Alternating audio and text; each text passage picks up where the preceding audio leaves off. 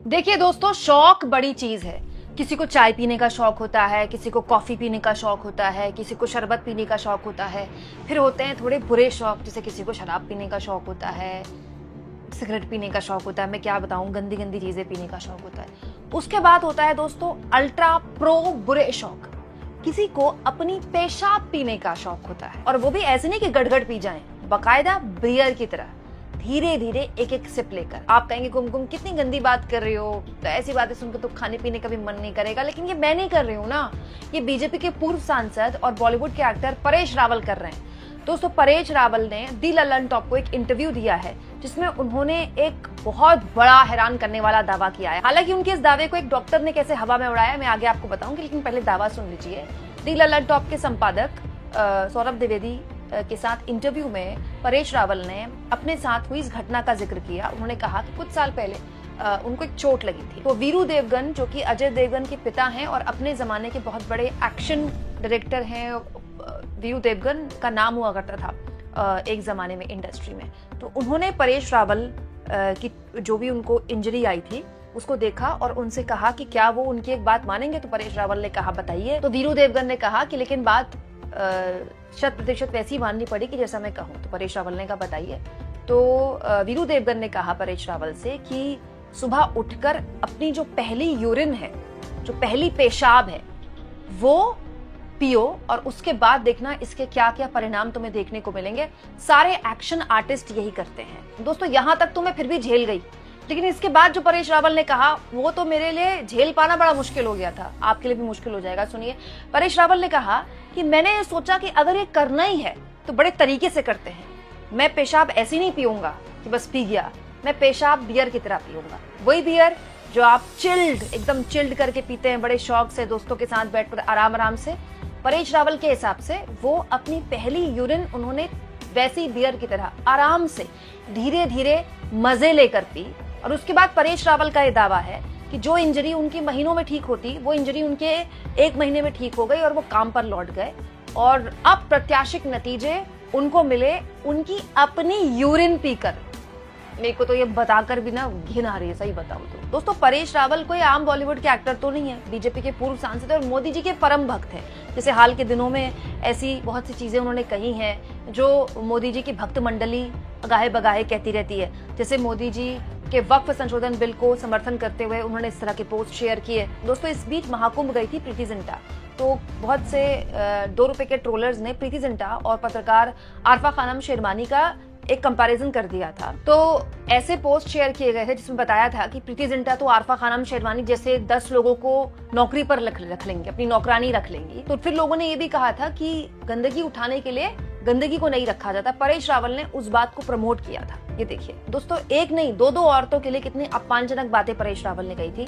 जनवरी में परेश रावल ने राहुल गांधी को लेकर एक पोस्ट शेयर किया था, जिसमें लिखने वाले ने लिखा था कि अगर इस फ्रेम से गधे को हटाना हो तो किसको हटाया जाएगा। तो परेश रावल ने इस तरह का कमेंट लिखा था इसमें कि आपका ये कहने का मतलब है कि फ्रेम जो है वो खाली रह जाए। मतलब राहुल गांधी को उन्होंने गधा कहा था। इसके अलावा भी बहुत से टिप्पणियां वो लगातार मोदी जी के लिए, मोदी जी के समर्थन में, मोदी जी के सरकार के समर्थन में करते रहते हैं, क्योंकि वो कट्टर मोदी समर्थक हैं, एकदम कट्टर वाले। लेकिन उनकी ये बात सुनकर मैं ये सोच रही हूँ दोस्तों कि देश के अंधभक्तों को क्या क्या चैलेंज मिलेगा।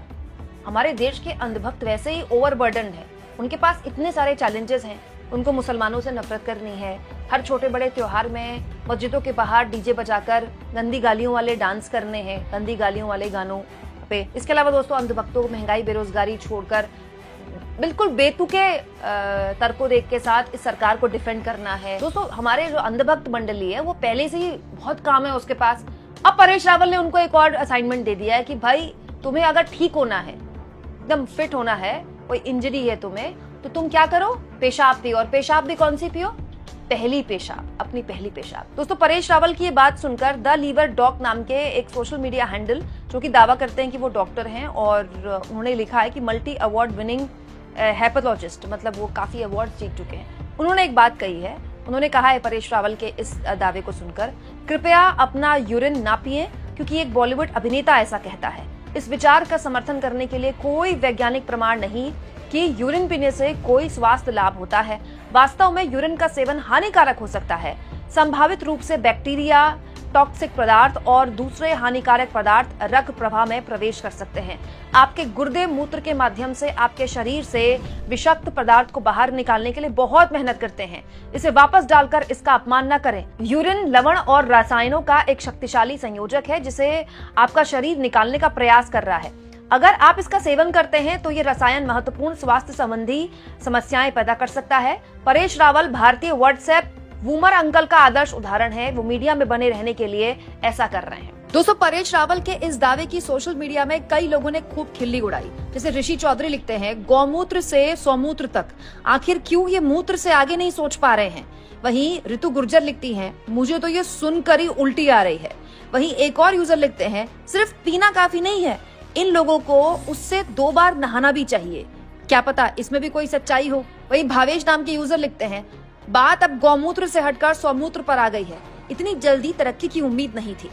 वही एक यूजर लिखते हैं, सही कहा आपने, मैं तो चाय पी रहा था, अजीब कैफियत हो गई थी मुझे। अब दोस्तों, हमारे देश की जो व्हाट्सएप अंकल वाली खास प्रजाति है, वो तो खैर आजकल आपको पता ही है, पार्क में बैठे कुछ ही बोल देती है, कुछ ही दावा कर देती है। व्हाट्सएप अंकलों को अभी भी साइड में रख देते हैं। एक आम बात करते हैं, आपने अपने आसपास ऐसे बहुत से लोगों को सुनते हुए, कभी बोलते हुए भी देखा होगा कि फलाने ने अपना यूरिन पीकर ये बीमारी ठीक कर ली, वो तो इतने साल से अपना यूरिन पी रहे हैं। क्योंकि दोस्तों, Paresh Rawal is not the only one, ऐसे बहुत से लोग आपको अपने आसपास मिल जाएंगे। लेकिन मैं कोई डॉक्टर नहीं हूँ, लेकिन मैं एक बहुत सामान्य सी बात जानती हूँ कि हमारा जो शरीर है उसका काम ही हमें जिंदा रखना है, हमें स्वस्थ रखना है। देखिए, हम अपने शरीर के साथ कितना गलत करते हैं। हम अपने शरीर को बहुत से लोग शराब पीते हैं, सिगरेट पीते हैं, तमाम तरह का नशा करते हैं, गुटखा खाते हैं, है ना, हम कितना गंदा गंदा जंक फूड भी खाते रहते हैं। लेकिन फिर भी हमारा शरीर लगातार लड़ता है, क्योंकि हमारा शरीर बाय डिफॉल्ट टॉक्सिन्स को, गलत चीजों को शरीर से बाहर निकालने के लिए ही बना है, ताकि हम हमेशा स्वस्थ रहें। इसलिए कई बार आप चोट में मलहम नहीं भी लगाएंगे तो भी चोट ठीक हो जाती है, बुखार की दवा नहीं खाएंगे तो भी बुखार ठीक हो जाता है, क्योंकि हमारा शरीर बाय डिफॉल्ट बीमारियों से लड़ने के लिए बना है और मतलब अंतिम सांस तक हमारा शरीर हमको जिंदा रखने के लिए लड़ता है। तो हमारा शरीर अगर कोई टॉक्सिक एलिमेंट बाहर निकाल रहा है, चाहे वो यूरिन के माध्यम से हो या दूसरे माध्यम से हो, तो एक बहुत कॉमन सेंस वाली बात है कि हमारा शरीर उसको बाहर निकालने लायक मानता है, उसको रिजेक्ट करता है। लेकिन आप अपने शरीर का कितना बड़ा अपमान कर रहे हैं कि आप दोबारा पी रहे हैं, और पी रहे हैं तो पी रहे हैं, उसको बियर की तरह पी रहे हैं। हाय, मैं तो बियर पीती नहीं, शराब ही नहीं पीती, लेकिन जो लोग बियर पीते हैं और जो मेरा ये वीडियो देख रहे होंगे, अगली बार जब बियर पिएंगे तो उनको भी क्या ये सब याद आएगा। दोस्तों, आप इस मुद्दे पर क्या सोचते हैं? परेश रावल के इस दावे पर आप उनको क्या जवाब देना चाहेंगे? कमेंट बॉक्स में जरूर लिखें और जितना हो सके चैनल को शेयर करें, सब्सक्राइब करें और थैंक्स और ज्वाइन के ऑप्शन से अगर आप चाहें तो कुछ आर्थिक मदद भी दोस्तों जरूर करें।